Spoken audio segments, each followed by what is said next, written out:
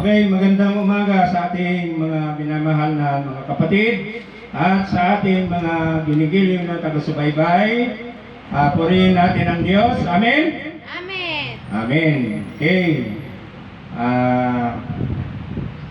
So itong paksa natin ay nauugnay sa kasalukuyang panahon na nangyayari sa ating pamumuhay araw-araw sa ating lipunan, no? So ito ang ibinigay ng Panginoon sa akin para maipahayag sa inyo sapagkat ang nangyayari sa ating lipunan ngayon ay may kaugnayan doon sa mga katotohanan ng Panginoon Diyos. Kaya nga, ang paksa natin, ang katotohanan ay salita ng Diyos at ang batas ng bansa. Yung batas ng ating bansa, katotohanan yun. Paano?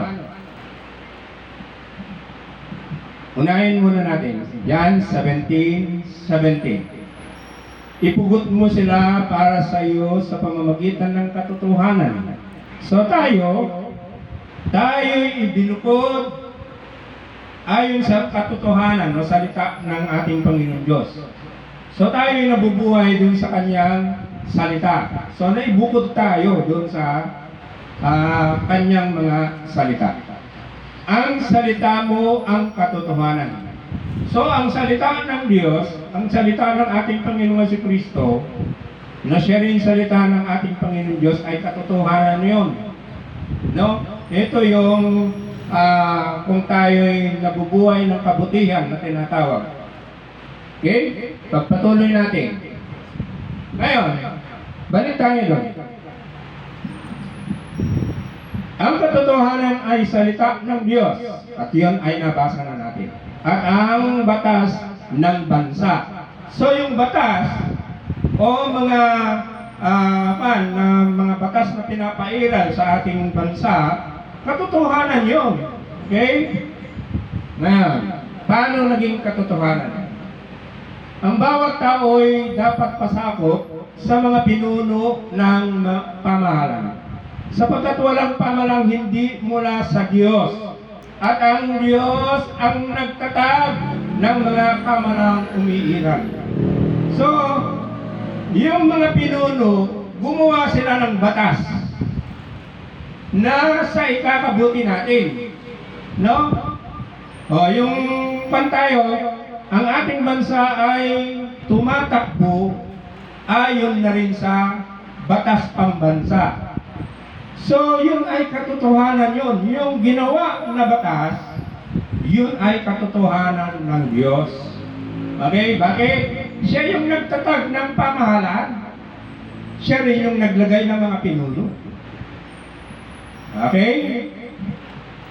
Ngayon, pagpatuloy natin, balik tayo. Subalit, ang kasinungalingan ay ginagawang katotohanan.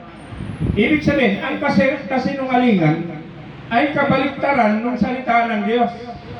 Ang kasinungalingan ay kabaliktaran ng ating batas. Kapag ikaw ay hindi nabubuhay sa batas ng ating bansa at sa batas ng ating Diyos, yung kanyang salita, ay yun ay kasinungalingan yung pamumuhay natin. Okay? So, ngayon, pagpatuloy natin. Sa Romans 13 verse 4, sila'y mga lingkod ng Diyos para sa ikakabuti mo. So, yung mga pinuno na hinirang ng Diyos, ay lingkod ng Diyos yun. Para sa ating kabutihan. Kaya, gumawa sila ng batas, lalong-lalo na yung batas sa mga kalusugan. Yun ay pinupundoan nila yun para sa ikakabuti ng mamamayan. So, nandyan sila para iniligay ng Diyos sila dyan para sa ating kabutihan. Okay? Okay, pagpatuloy natin. Ngayon, yung kasinungalingan ay ginagawang katotohanan. At yan yung nakikita natin o obserba natin sa kasalukuyang panahon. Lalong-lalo na yung mga gumagamit ng social media, no? Oh. Ngayon, Isaiah chapter 5 verse 27. Kawawa kayo mga baliktad ang isip. Sino kaya yung baliktad ang isip? Ang baliktad ang isip, hindi sumusunod sa salita ng Diyos at ng ating bansa. Yun ang baliktad ang pag-iisip. Hindi sila sumusunod sa katotohanan. Okay, yun ang baliktad ang isip. No? Subalit, ang mabuting gawa ay minamasama. So, yung salita ng Diyos, minamasama nila. Yung batas ng ating bansa, minamasama. Okay? At minamabuti naman iyong masama. Ito na yun.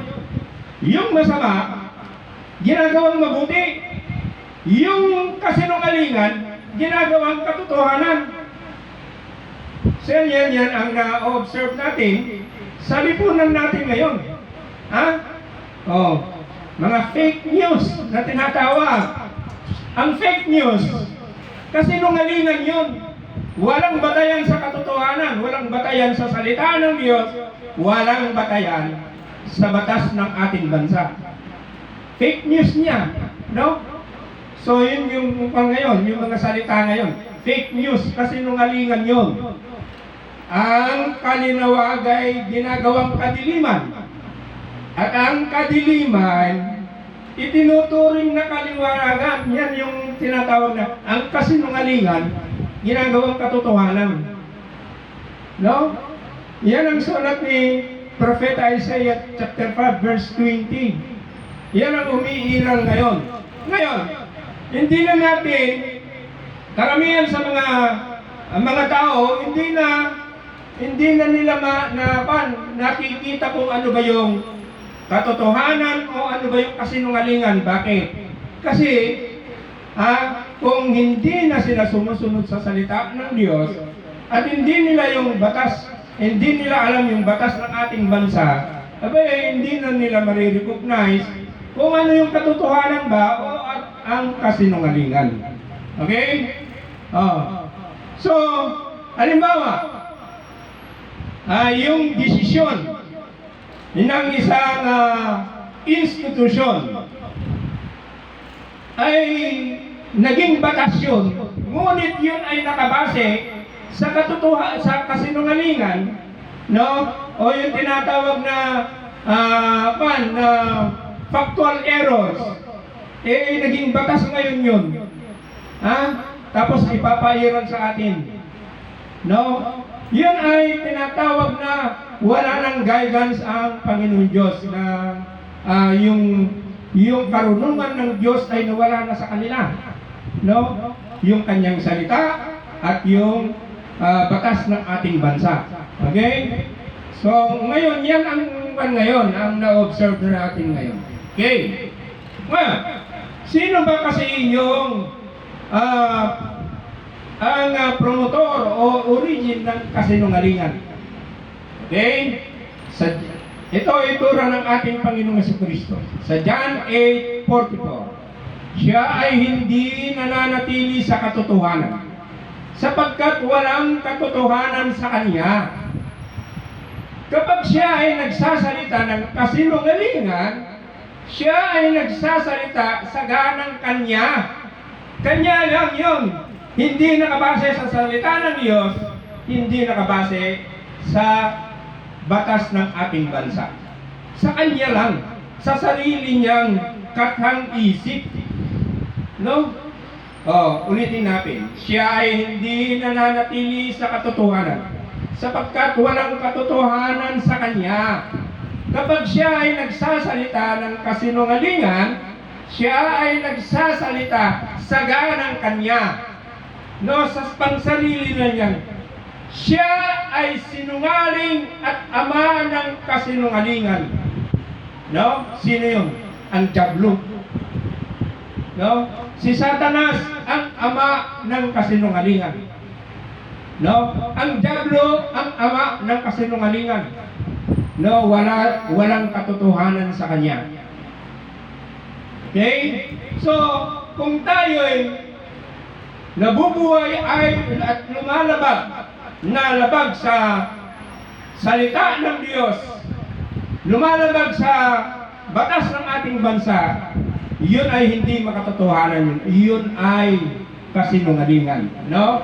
No? Na kundi ang iniisip na lang ay nagsasalita sa ganang kanya. Pang sarili lang. Okay? Pagpatuloy natin. Ngayon,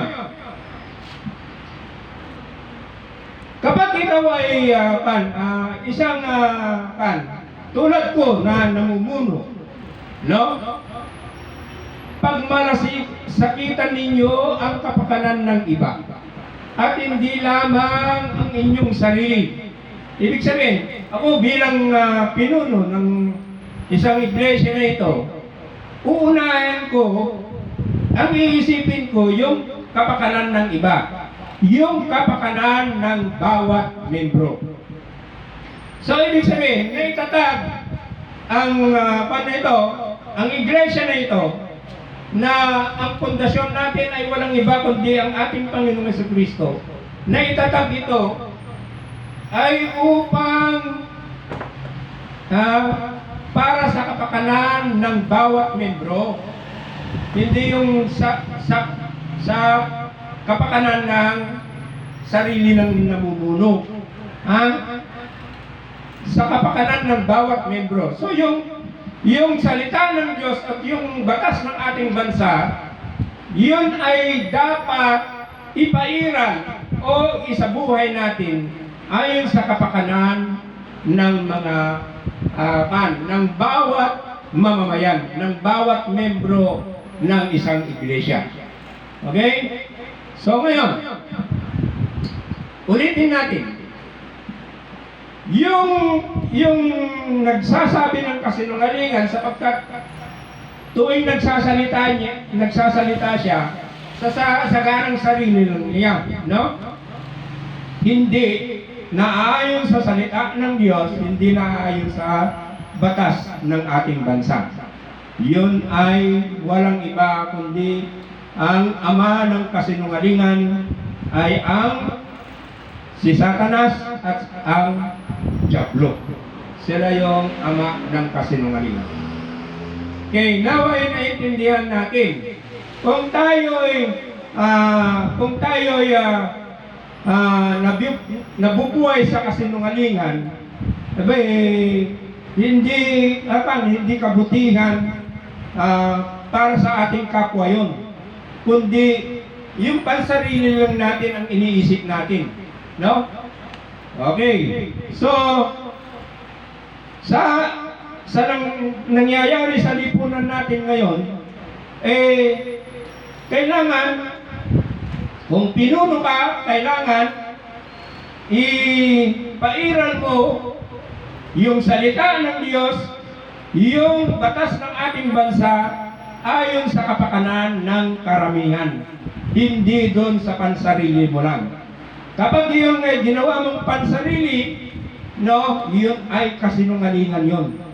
No, at walang kabutihan doon, kundi yung iniisip mo lang yung pansarili mo. Okay? So sana naintindihan natin ang paksa natin.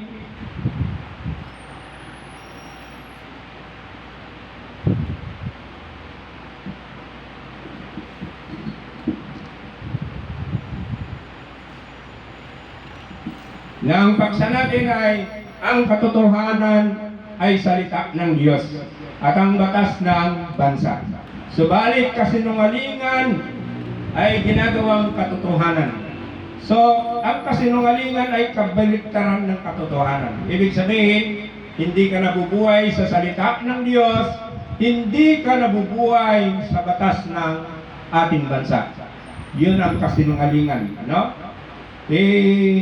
Ang masaklap ngayon ay ginagawang katotohanan. Naway naintindihan natin yung ating paksa, mga kapatid. Upang sa ganun, alam natin yung lugar ang ating mga sarili. Amen? Amen. And God bless us all. Amen.